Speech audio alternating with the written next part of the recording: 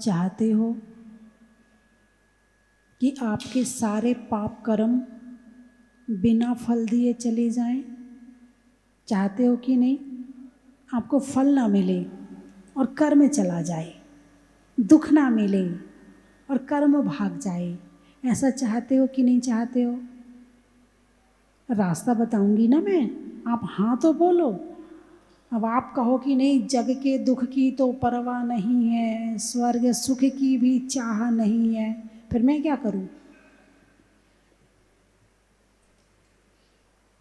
आप गाते हो ना, क्या कहते हो भगवान से? जग के दुख की तो परवाह नहीं है, स्वर्ग सुख की भी चाह, मैटो जामन मरण होवे।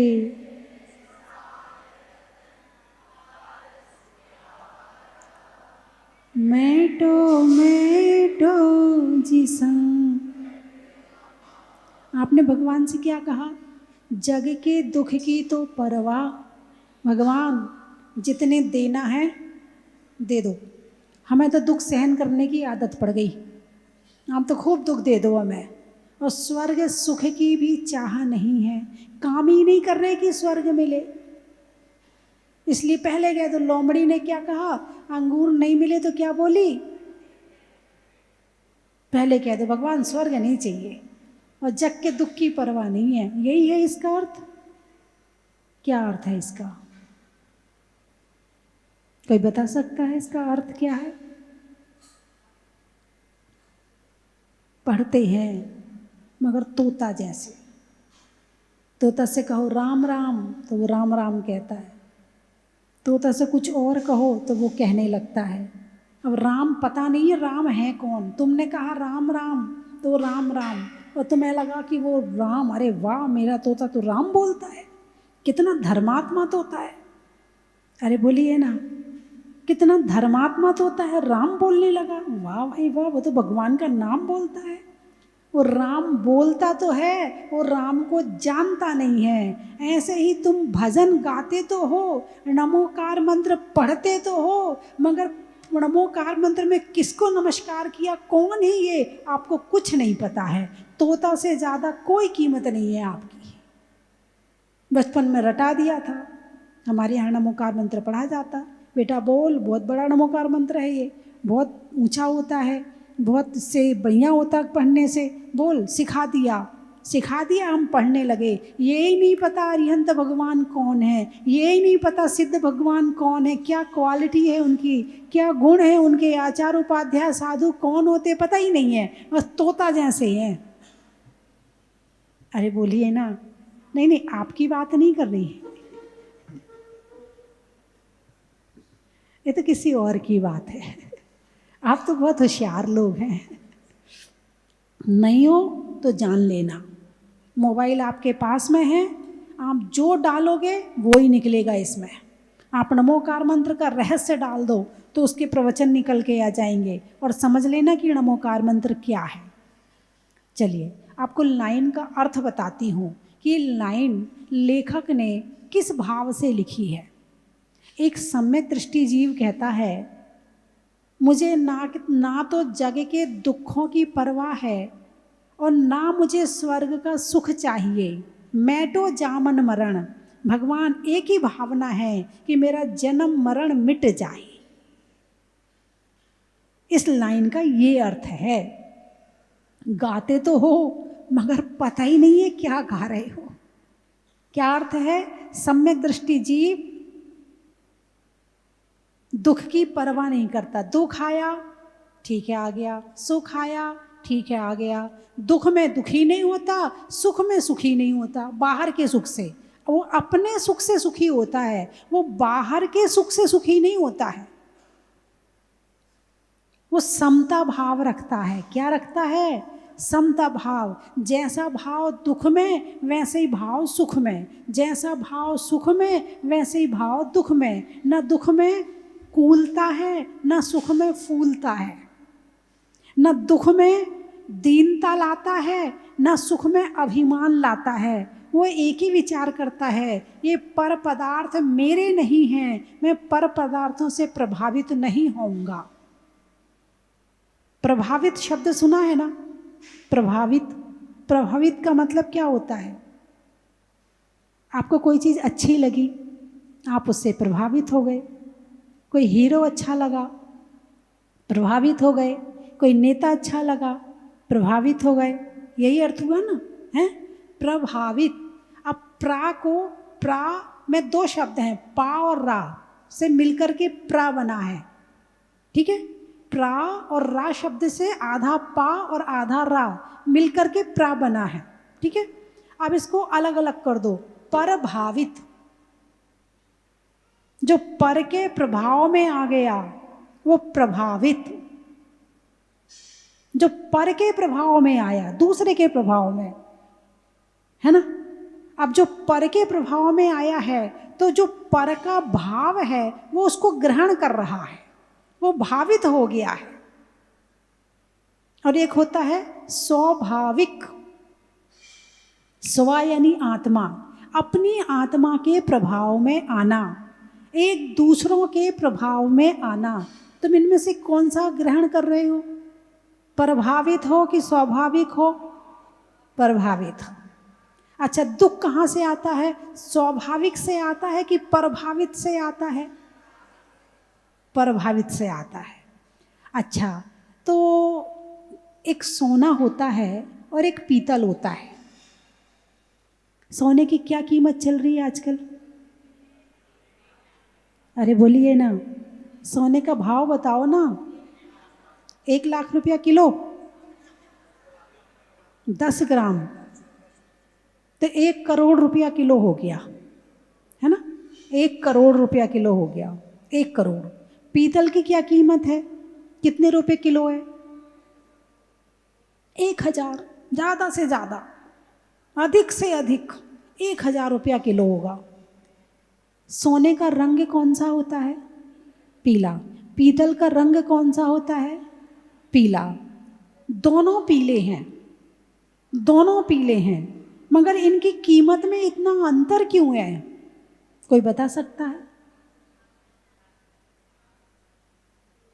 इसमें अंतर इतना क्यों है?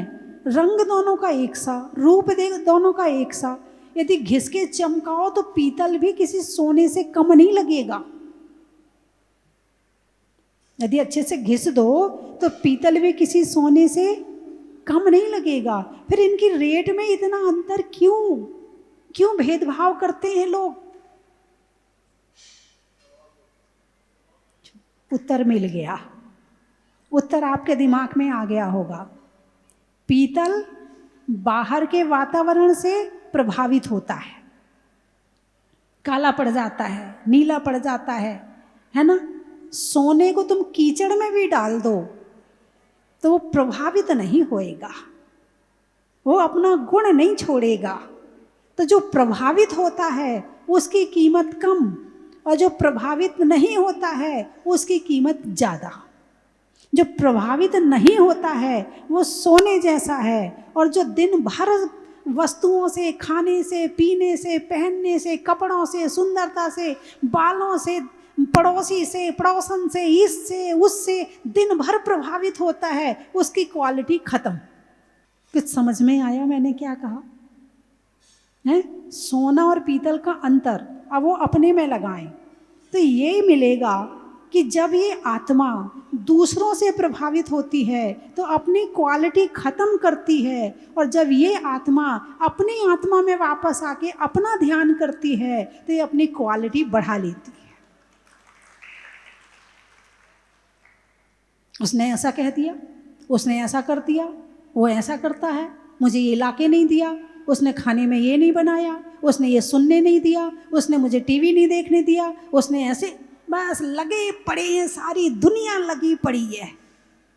क्या सारी दुनिया एक ही ट्रैक पे चल रही है? साधु संत भी हैं इस दुनिया में।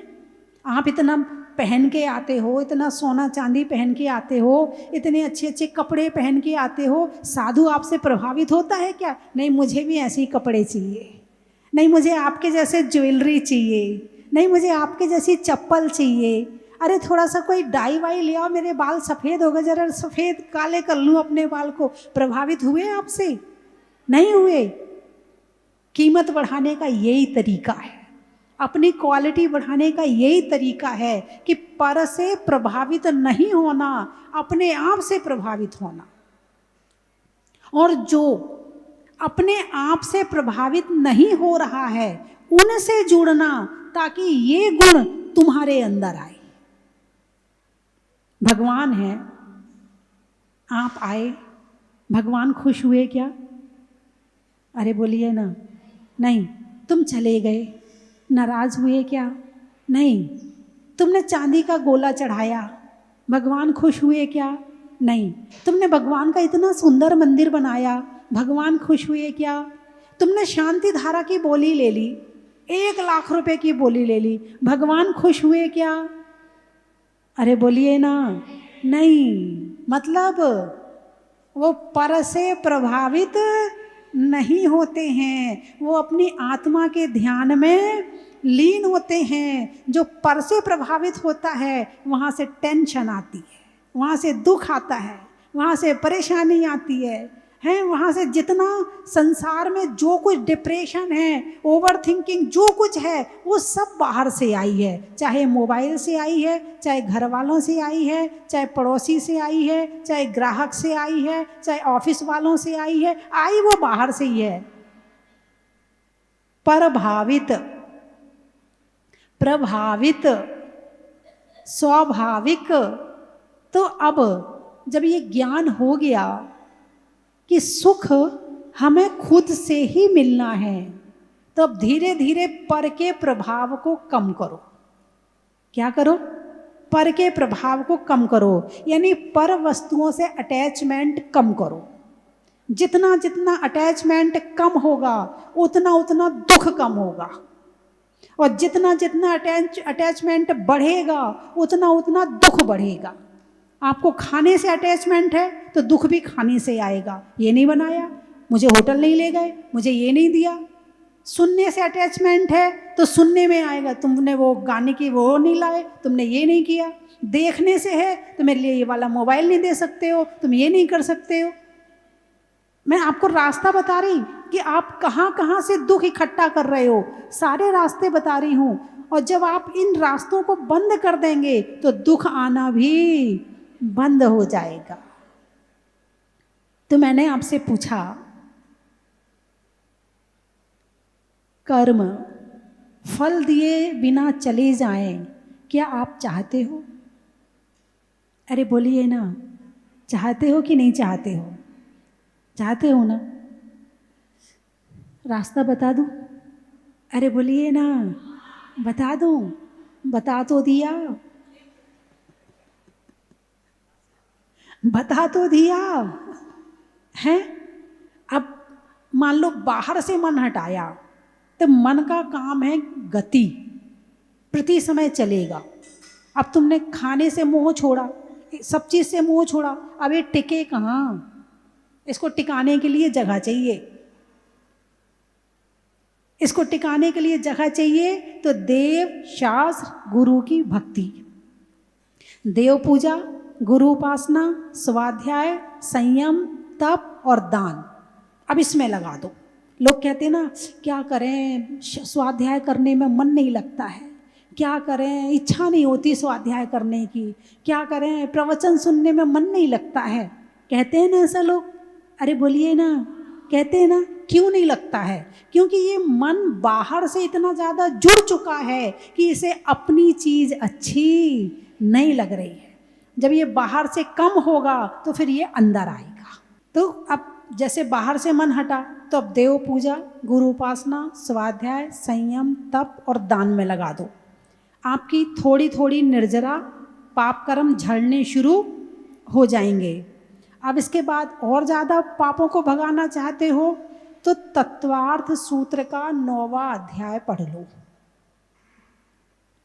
कर्मों को झड़ाने का पूरा रास्ता, पूरा ज्ञान आपको तत्वार्थ सूत्र के 9वें अध्याय में मिल जाएगा।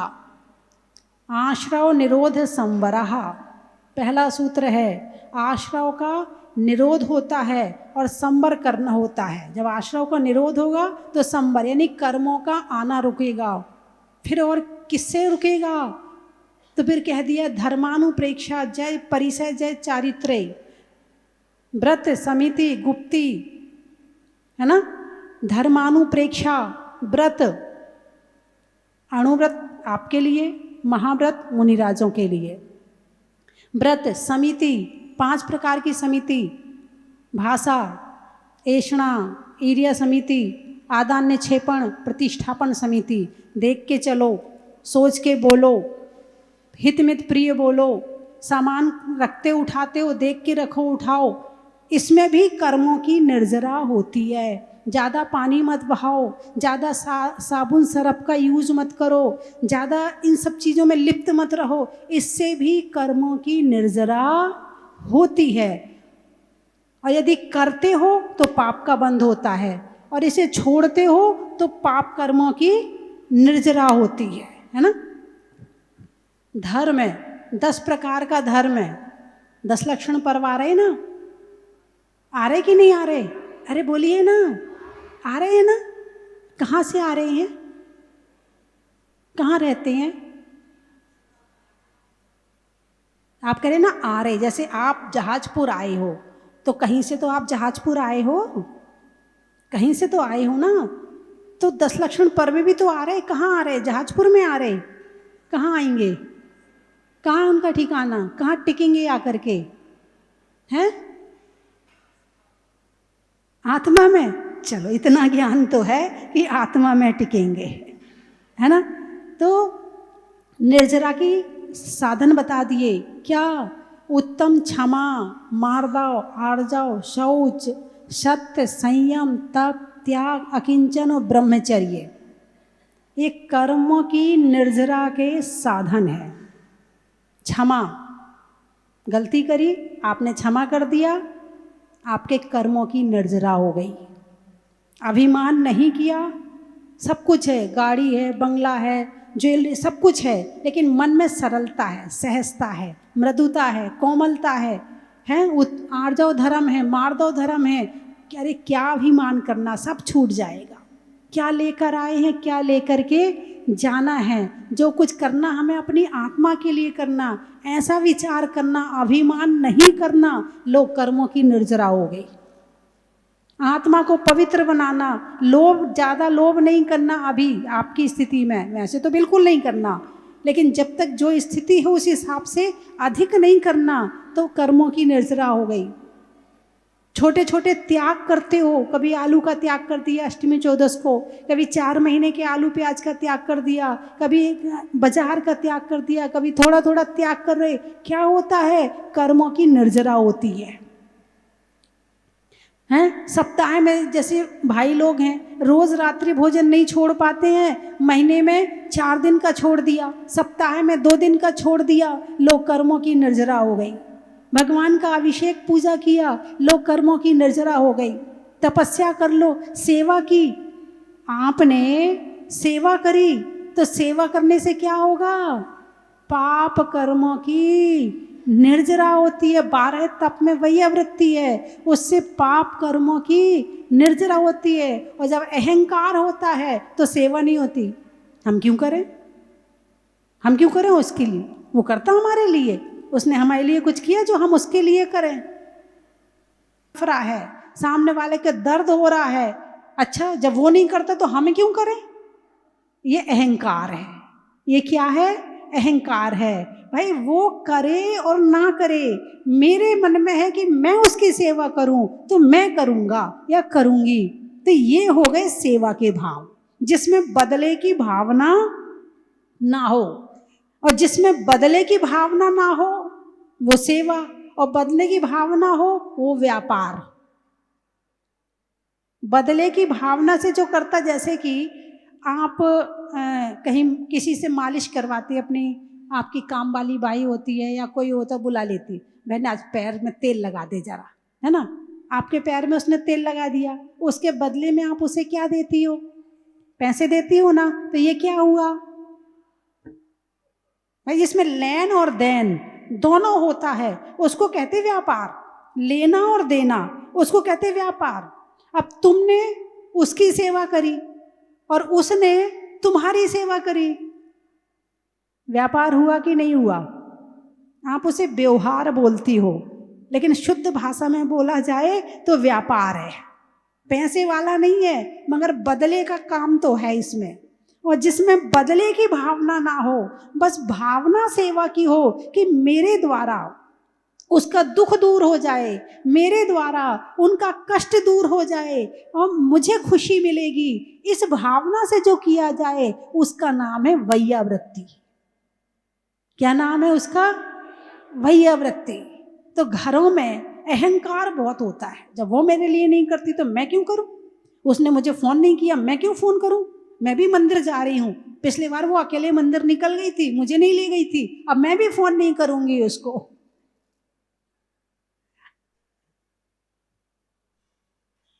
क्यों हंस रहे हो? क्या हुआ, दाल में काला है क्या? हैं? आज से ये चीज छोड़ देना। साधु आपको प्रवचन देते कि नहीं देते? अरे बोलिए ना, देते हैं ना? अच्छा, आपसे बदले में क्या लेते हैं? क्या दिया आपने साधु संतों को? कुछ नहीं दिया। फिर मैं भी क्यों प्रवचन करूं? जब आप मुझे कुछ देते ही नहीं हो तो मैं भी क्यों प्रवचन करूं? व्यापार। ये क्या हो गया? व्यापार नहीं, मेरी भावना है कि ज्ञान के माध्यम से हर आत्मा को सुख मिले, हर आत्मा सुखी होए, जो यहाँ बैठा है वो भी होए, जो टीवी में देख रहा है वो भी होए, जो मोबाइल में सुन रहा है वो भी होए, सबको सुख मिले, सबको सच्चा ज्ञान हो, सभी सच्ची राह पर चले, ऐसी मेरी भावना है। और इस भावना से मैंने प्रवचन किया, तो ये हो गई सेवा। अब ये मुझे तो कुछ देते नहीं है, मैं क्यों इन्हें रास्ता दिखाऊं? बच्चे रहते हैं, एक बच्चा यदि स्कूल नहीं आया वो दूसरे से कॉपी मांगे, देता नहीं है। हाँ, क्यों दूं? तू नहीं आया तो क्या मैं अपना दूध दे दूंगा तुझे? ऐसी भावना होती नहीं होती।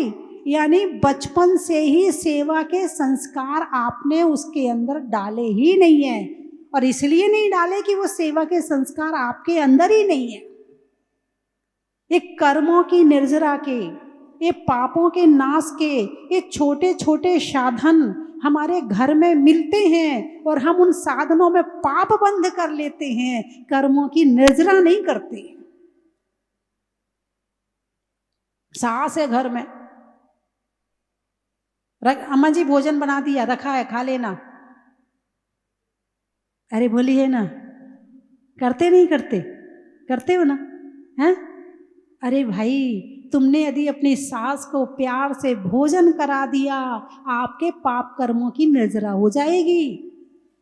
ये भी सेवा है। एक भोजन तो देना ही है, भोजन बनाना ही है उसके लिए, और यदि प्यार से खिला दिया, आपके पाप कर्मों की निर्जरा हो जाएगी। उसको कुछ मिले और ना मिले वो बात की बात है, इसमें आपका भला हो गया। किसी का अपमान करना पाप का बंध, किसी का सम्मान करना पुण्य का बंध, कर्मों की निर्जरा। और सास घर में रहे और 3 देवरानी जिठानी हो, फिर देखो क्या दुर्गति होती है उसकी। फिर देखो कितने भाव खराब करते हैं। हमारी जेठानी ने माल तो सारा रख लिया और सास को मेरे पास छोड़ दिया, हम ही करें इनकी सेवा। माल लेने के लिए वो तैयार हो गई और इनको हमारे पास छोड़ गई। ऐसे भाव होते नहीं होते।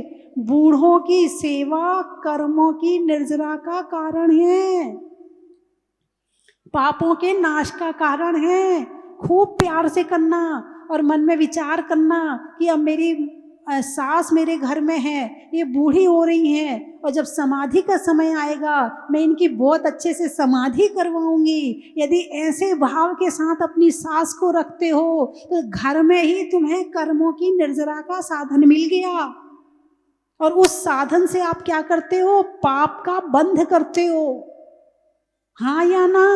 कितने पापों का बंध हुआ। और फिर वो पाप का बंध ऐसा होता है, कभी ये बीमारी हो गई, कभी ये बीमारी हो गई, कभी वो बीमारी होगी। तो यदि तुम्हें अपने जीवन में स्वस्थ रहना है तो सेवा करना शुरू कर दो। जितनी सेवा करोगे उतने स्वस्थ रहोगे।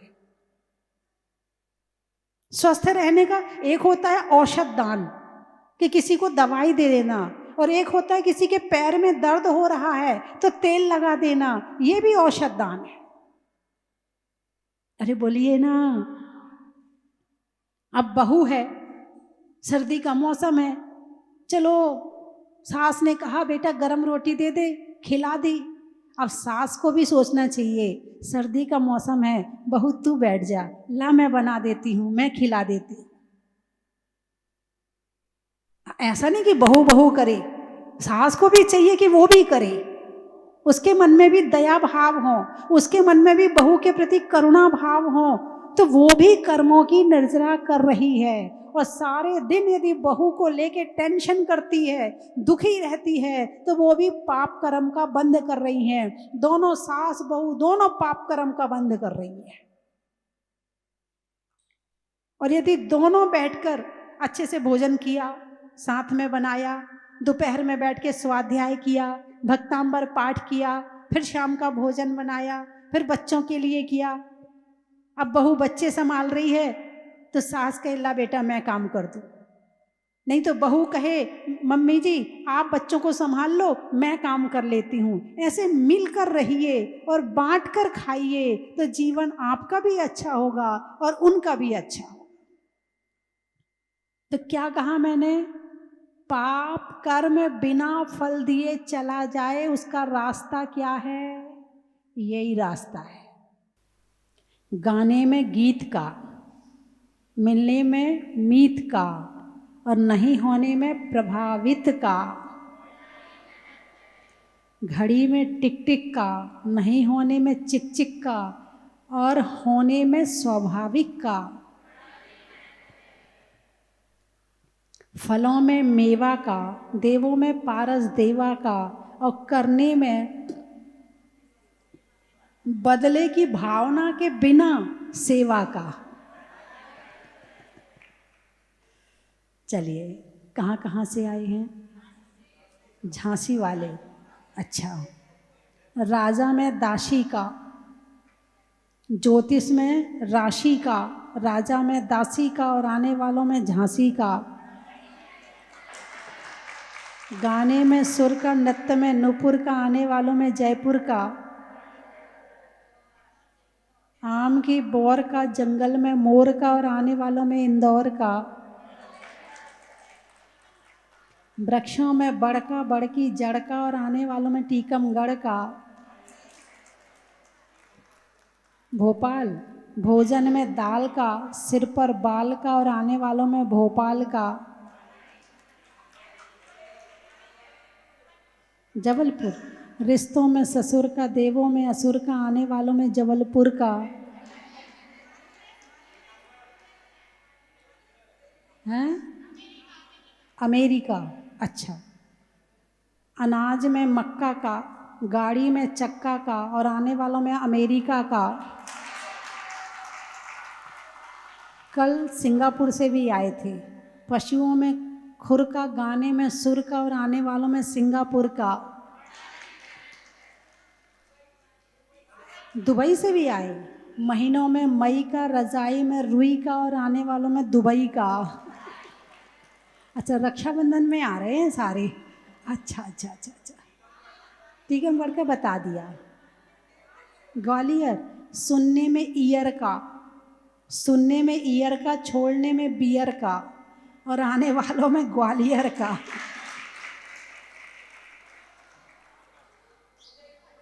कौन सा पुर? उदयपुर। अच्छा, नहीं होने में आतुर का, गाँव में लातुर का, और आने वालों में उदयपुर का।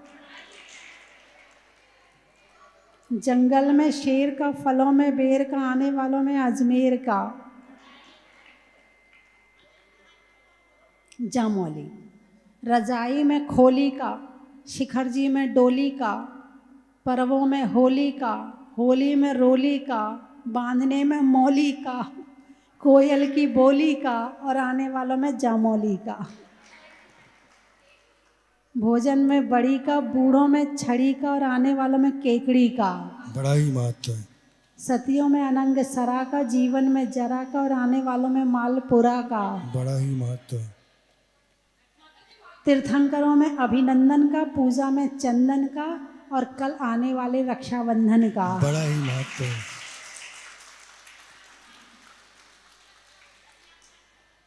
10 लक्षण पर प्रतिभा में विलक्षण का, होने में शरीर में शुभ लक्षण का और आने वाले पर्वों में 10 लक्षण का। बड़ा ही महत्व है। माता जी जहाजपुर, अच्छा। गाने में सुर का, गाने में सुर का, नृत्य में नुपुर का, आने वालों में जहाजपुर का। बड़ा ही महत्व है। हो गए सारे? आगरा है? जीवन में जरा का, रंगों में हरा का, आने वालों में आगरा का। बड़ा ही महत्व है। दूधू, देखने में जादू का, घर में दादू का और आने वालों में दूधू का। बड़ा ही महत्व है। बोलिए 24 भगवान की। परम पूजनीय भारत गौरव स्वस्ति धाम प्रणेत्री गुरु माँ गण्यारे का स्वस्ति भूषण माता जी का 30वां मंगलमय चातुर्मास भूगर्भ से प्रकटित अतिशयकारी बड़े बाबा मुनीश्वरनाथ भगवान की पावन छत्र छाया में चल रहा है। चातुर्मास के दौरान कई कार्यक्रम होने हैं। उनमें सबसे मुख्य कार्यक्रम 40 दिन एक महाअनुष्ठान प्रारंभ हो चुका है 12 जुलाई से और ये चलेगा 20 अगस्त तक। एक दिन के 40 का पुण्यार्जन आप कर सकते हैं, जिसकी न्योछावर राशि मात्र 2100 रुपये है। पूज्य माता जी पूरे संघ के साथ में दोपहर 3 बजे से बड़े बाबा के पावन चरणों में बैठ करके पुण्यार्जक परिवारों की ओर से और जो भी भक्तगण यहाँ आते हैं उन सबके साथ में बैठ कर 40 का पाठ प्रतिदिन 40 बार पाठ करती है। अपने घर में सुख, शांति, समृद्धि, शनिग्रह बाधा को दूर करने के लिए, रोग शोग आदि व्याधि को दूर करने के लिए एक दिन का 40 का पुण्यार्जन आप कर सकते हैं, जिसकी सूचना आप स्वस्ति धाम पर दे सकते हैं। उस दिन सुबह जो शांति धारा होगी बड़े बाबा की, उसमें भी आपके परिवारजनों का नाम बोला जाएगा। बहुत बहुत धन्यवाद। इसी दौरान 25 जुलाई से 9 अगस्त तक अधिक पखवाड़ा है और उसमें 16 दिन तक प्रतिदिन शांति विधान होंगे। पूज्य गुरु माँ के सत्संग पावन सानिध्य में एक दिन के शांति विधान का पुण्यार्जन कर सकते हैं अपने परिवार की ओर से। उसकी भी न्योछावर राशि मात्र 2100 रुपये है। आप अपनी सूचना दे सकते हैं। धन्यवाद। जय जिनेन्द्र बंधुओं, तप, त्याग, साधना का महापर्व पर्वाधिराज पर्युषण महापर्व वर्ष 2025 शुरुआत होगी 28 अगस्त से 6 सितंबर तक।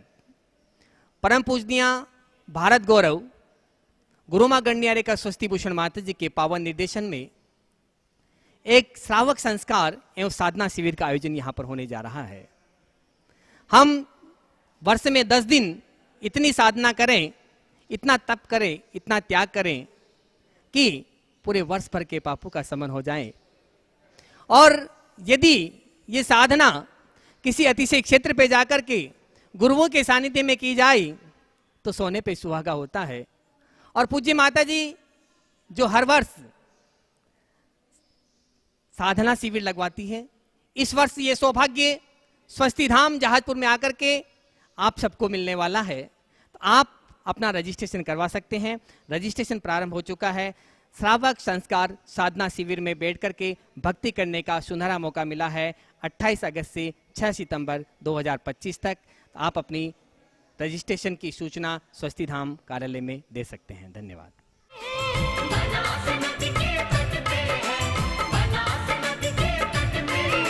स्वस्ति धाम में आकर भक्तों के दुख दारिद कटते हैं, सब दुख दारिद कटते हैं, हाँ दुख दारिद कटते हैं। भवसागर से तरने को ये जहाज मंदिर पाया है। जय हो मुनि सुरतनाथ, जय हो मुनि सुरतनाथ, भगवान मुनि सुरतनाथ।